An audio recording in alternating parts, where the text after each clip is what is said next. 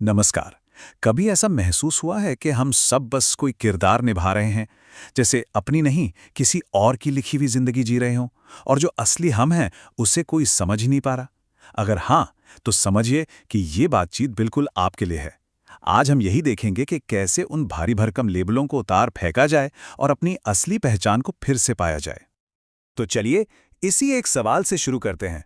क्या हम बस वो लेबल हैं जो हमें दिए गए हैं, या फिर हम उससे कहीं ज्यादा हैं? यही सवाल आज की हमारी पूरी बातचीत का सेंटर पॉइंट है।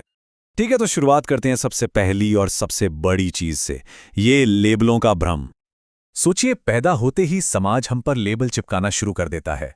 लड़का है या लड़की, होशियार है या थोड़ा धीमा, ये तो सफल होगा या ये कुछ नहीं कर पाएगा। हम ये सारे टैग्स अपने परिवार, दोस्तों, मीडिया, यहाँ तक कि अपने पुराने अनुभवों से भी उठाते रहते हैं, और धीरे धीरे यही लेबल हमारी पहचान बन जाते हैं। ये तय करने लगते हैं कि हमें कैसा होना चाहिए। तो ये लेबल हैं क्या? सफल, असफल, इंट्रोवर्ट, एक्सट्रोवर्ट, डॉक्टर, आर्टिस्ट, विद्रोही, ये सब ना एक तरह के रोल बन जाते हैं, एक कॉस्ट्यूम जिसे हम पहन लेते हैं। हम परफेक्शनिस्ट या एक अच्छे माता पिता के रोल से इतना चिपक जाते हैं कि भूल ही जाते हैं कि इस कॉस्ट्यूम के नीचे आखिर है कौन। ये हमारी हदों को छोटा कर देते हैं और हमारे असली स्व का दम घोट देते हैं।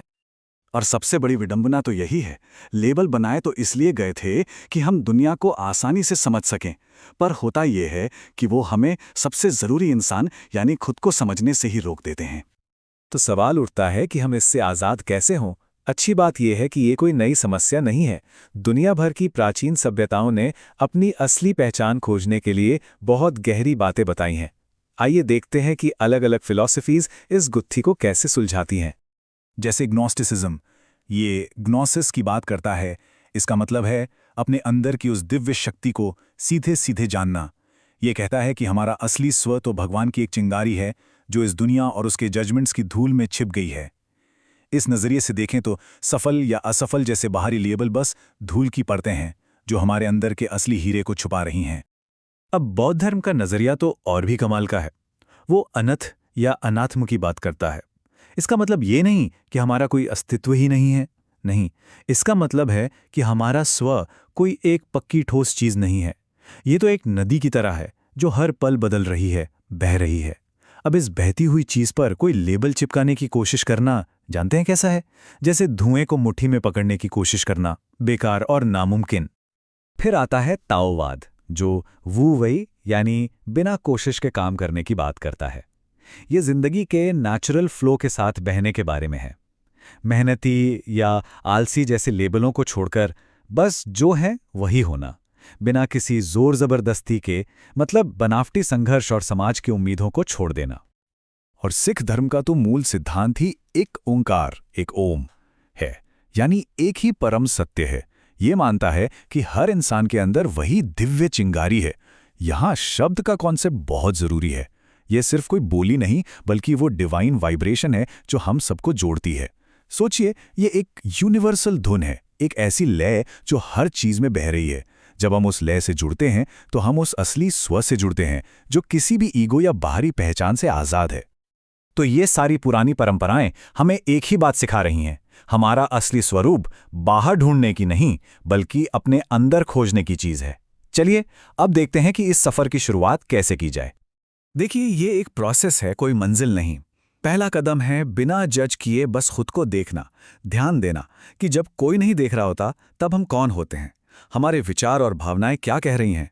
दूसरा, अपनी कोर वैल्यूज को पहचानना, असल में हमारे लिए क्या मायने रखता है, क्रिएटिविटी, दया या आज़ादी, यही हमारा अंदरूनी कंपस है। तीसरा, उन लेबलों और मान्यताओं को चैलेंज करना जो हमें बांधती हैं।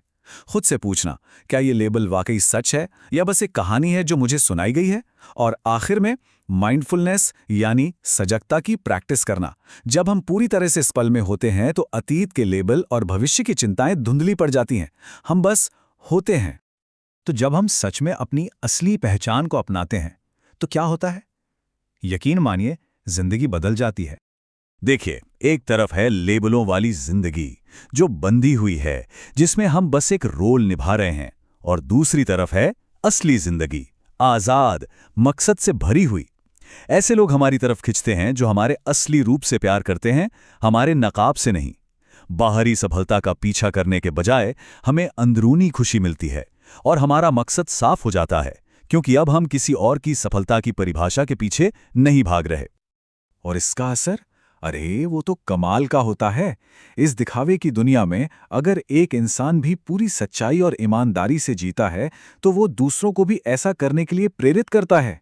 हम सच्चाई की एक मिसाल बन जाते हैं जो गहरे रिश्ते, कम जजमेंट और सबके लिए ज्यादा समझ को बढ़ावा देती है। यही है होने की असली आजादी। तो अब सबसे जरूरी सवाल पर आते हैं। आज वो कौन सा एक लेबल है जिसे छोड़ने के लिए हम तैयार हैं? अपने सफर को शुरू करने का समय आ गया है, अपनी ताकत को वापस पाने का, निकाबों को उतार फेंकने का और सच में जीने का। असली बने रहें।